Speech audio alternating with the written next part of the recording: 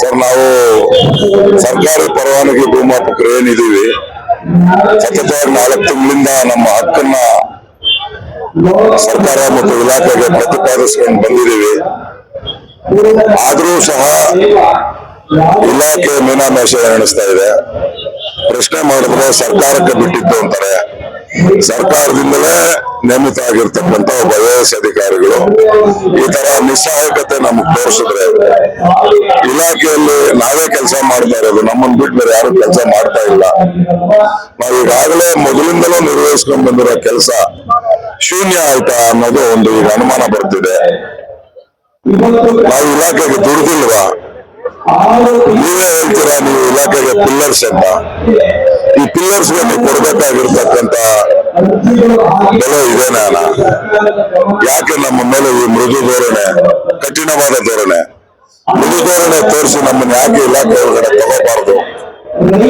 Gazette ಮಾಡಿದ್ದೀರಾ C&R rule ಅಲ್ಲಿ 4,500 4,800 ಜನನ ತಗೋಬಹುದು ಅಂತ. ಯಾವ ಪುರುಷಾರ್ಥಕ್ಕೆ ಆ ಗೆಜೆಟ್ ಆಯ್ತು ಅಂತ ಗೊತ್ತಾಗ್ತಾ ಇಲ್ಲ. ಆ ಗೆಜೆಟ್ ಬದಲಾಗಿ ಈಗೇನ್ ನಾವು ಹಾಲಿ ಕೆಲಸ ಮಾಡ್ತಿದ್ದೀವೋ ಟೆಕ್ನಿಕಲ್ ಸೈಡೇ ಇದೀವಿ. ಈಗ ಮುಂದೆ ಫ್ಯೂಚರ್ ಅಲ್ಲಿ ನೀವು C&R ರೂಲ್ ಅಲ್ಲಿ ತಗೊಂಡ್ರು ಸರ್ವೇಯರ್ಸ್ನೇ ತಗೋಬೇಕಾಗಿರೋದು. ನಾವು ಸರ್ವೇಯರ್ಸ್.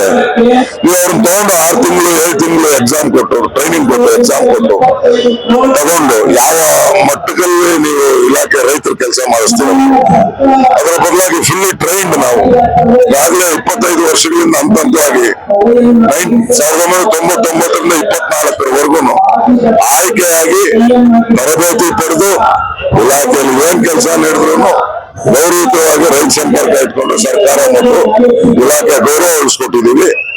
ನಮ್ಮ ಹೊಟ್ಟೆ ಹಸು ನೀಗಿಸಿ ಅಂತ ಹೇಳ್ಬಿಟ್ಟು ನಿಮ್ಮ ಹತ್ರ ಈ ಅಹವಾಲು ಕೇಳ್ತಾ ಇದೀವಿ. ದಯವಿಟ್ಟು ಈಗಲೂ ಕೈ ಮುಗಿದು ಬೇಡ್ಕೊಂತ ಇದೀವಿ. ನಮ್ಮ ಅಹವಾಲನ್ನ ಕೇಳಿ ನಿಮ್ ಬೇರೆ ಒಳ್ಳೇದು ಮಾಡ್ತಾರೆ, ನಿಮ್ಮ ಮಕ್ಕಳಾಗಿ ನಮ್ಮ ಸ್ವೀಕರಿಸಿ ಅಂತ ಹೇಳ್ಬಿಟ್ಟು ನಮ್ಮ ಕಷ್ಟಗಳನ್ನ ತೀರ್ಮಾನ ಮಾಡಿ ಅಂತ ಹೇಳ್ಬಿಟ್ಟು ಈ ಮಾಧ್ಯಮದ ಮೂಲಕ ನಾನು ವಿನಂತಿ ಮಾಡ್ಕೊಳ್ತೇನೆ.